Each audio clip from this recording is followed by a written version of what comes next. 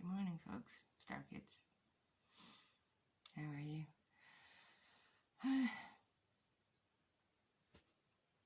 I hope you slept better than me. I didn't sleep very much. Kind of like myself and Paul, we talked about normal stuff, basically, about an old friend of ours who passed away on Saturday, and lots of other things that came with it. And where's my camera, actually? Anyway, it doesn't matter.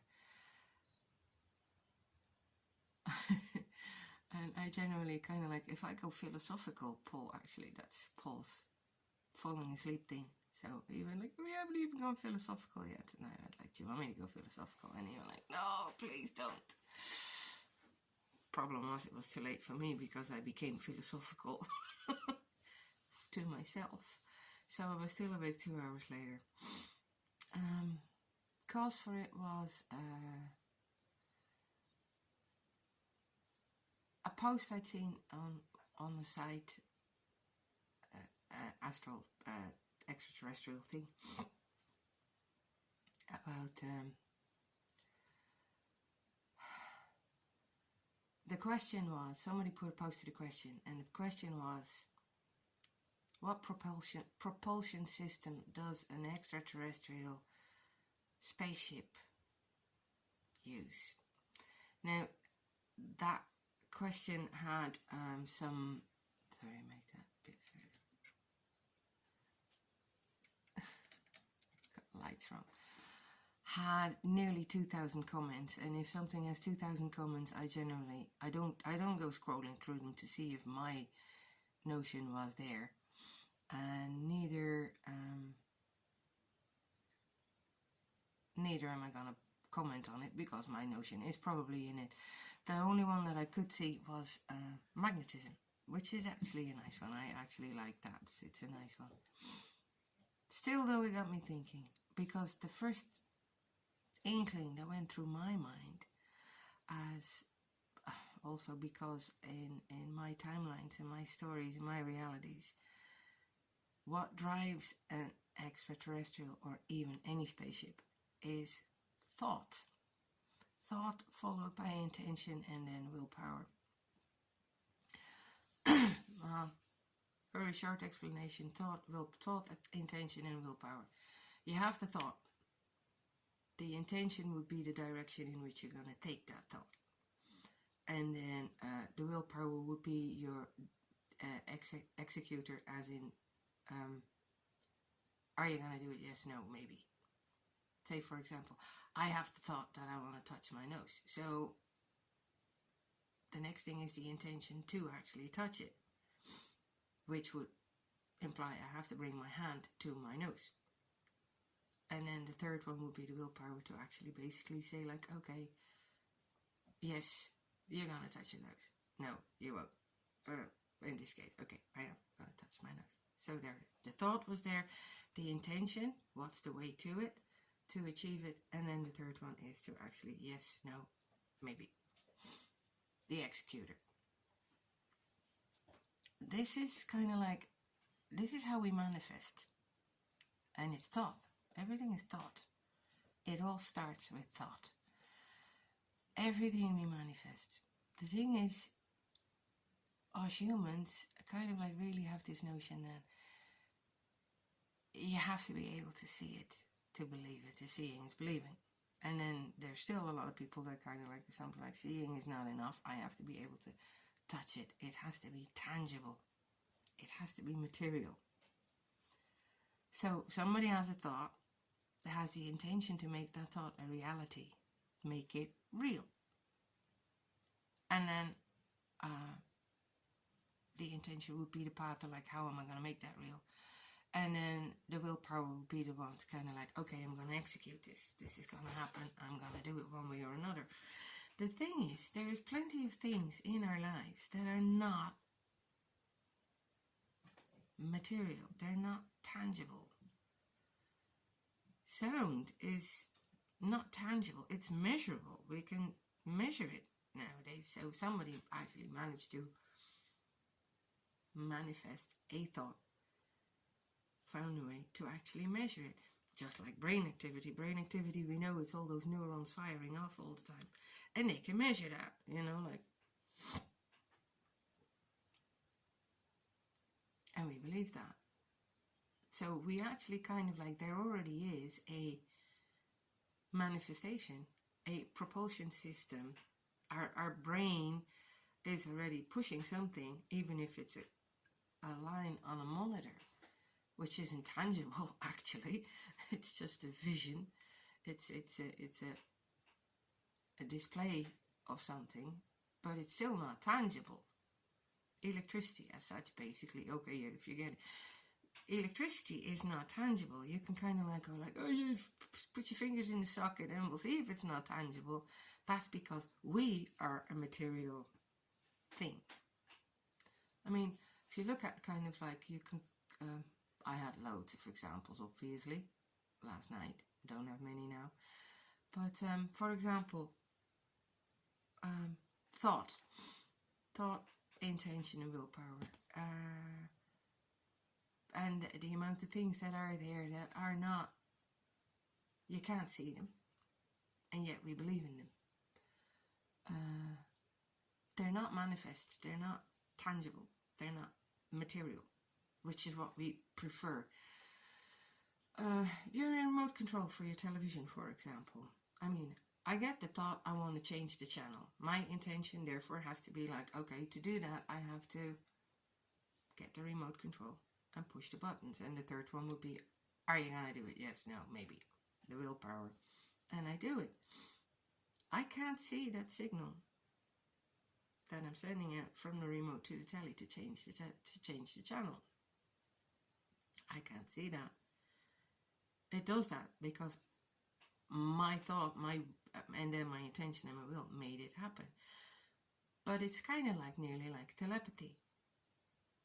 That material remote control is a middleman.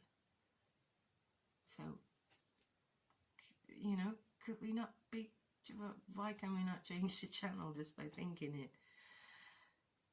Everything still has to be kind of like a verbal thing as well. Like literally, you talk, Alexi, what's the weather here and there? I don't have one of those machines, so you're not going to get a reply.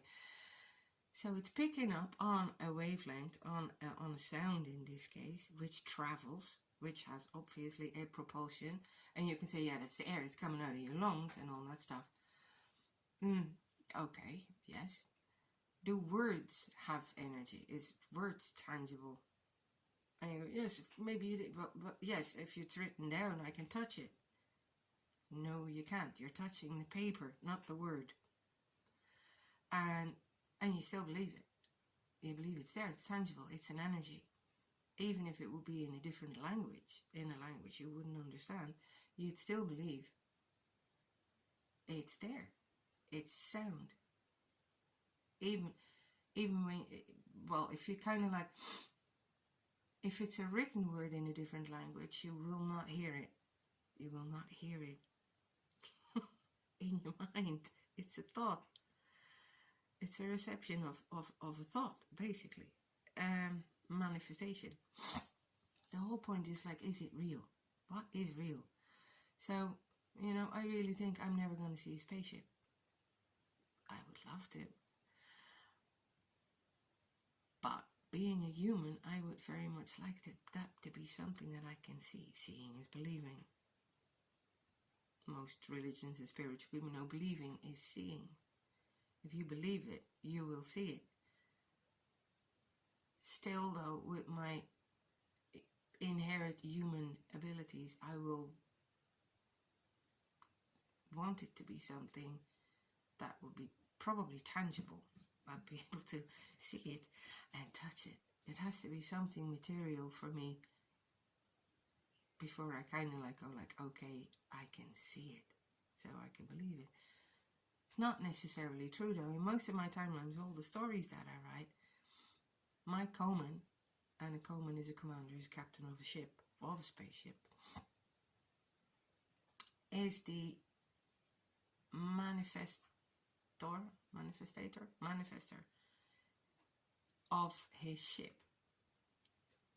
The energy it moves on is sheer their willpower. their thought process, because willpower, as we said, is the last executing factor. Yes, no, maybe. So they think of wanting to go somewhere. They kind of like in their minds just make a journey, kind of like a little tunnel, like a wormhole, a Rosenberg bridge, whatever. Einstein-Rosenberg bridge, wormhole, blah blah blah, and they go through it. But whatever they have is not physically tangible. They can't feel it. You know, there is so many things that we cannot see, that we cannot touch, and we know it's real. We take it as real. It's a given. It's real. Obviously, the next point would be kind of like you can start arguing about the fact, like, okay, what actual physical thing made this real? What made this sound real? Something physical must have been at the core of it. And I said, no, not necessarily. I don't think so. You know, so things like that. Along those lines, because that's one of those things, like real or not real. Seeing is believing, believing is seeing. There's a very nice one, and it's more than one, but in Harry Potter, in the Deathly Hallows, when he dies and ends up in this station, and he's talking to the spirit, the passed over spirit of Dumbledore, and just as they kind of like part ways, Harry asks, "Professor, is this all real, or is it just happening in my mind?" And Dumbledore turns around and goes, "Of course it's happening in your mind, Harry." I said, "Why does that make it less real?" You know, something along those lines. And I like that, because it's true. I mean, the experiences, okay, for example, an experience does not have to be tangible. The feelings that you get, euphoria or sadness or anything else, is it always, what makes that? Is there something really, really physical, tangible at the core of it, at the start of it, that makes you experience sadness or happiness, joy, euphoria, whatever, gloominess? As you can tell, yeah, I like my thingies, my nice thoughts and all that stuff. So the dreams, when I dream, what I dream is so akin to what I experience in everyday life. And to, for example, your Aboriginals in Australia, the dream world is real. And with 95% of the human DNA being labeled junk DNA, which means basically it's not junk DNA, it's dormant DNA. Everything in nature has a reason. It's there for a reason. We just haven't unlocked it yet, or we just lost it because we're not using it. As in, like, use it or lose it. So, along those lines, we know that there are more frequencies of light and of sound than we humans can see. Certain animals see different frequencies, hear different frequencies. We know this. We can measure it. We have manifested equipment, material things to measure these things. But it was still the thought. It started off with a thought. That thought became reality, became real. And like I said, there's so many things we cannot see that we take for real. Wi-Fi. I was saying about the remote, and radio waves. Light is the same. It's there. We can measure it nowadays. We can see it. That's our light receptors, which means it's a physical receptor. It will still be there even if we're not. So you don't even need most of the material stuff to actually kind of like, for certain things to be there. So That's what kept me awake last night. Good morning. Have a good week. Yeah, you know, it was just a thought